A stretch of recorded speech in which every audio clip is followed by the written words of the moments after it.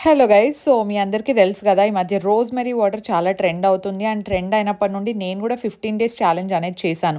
నేను ఆ 15 డేస్‌తోనే స్టాప్ చేయలేదు. నేను 3 మంత్స్ నుండి కాన్స్టాంట్‌గా యూజ్ చేస్తున్నాను. And I will continue to use it. ఎందుకంటే నేను నా డిఫరెన్స్ చూసాను గాబట్టి.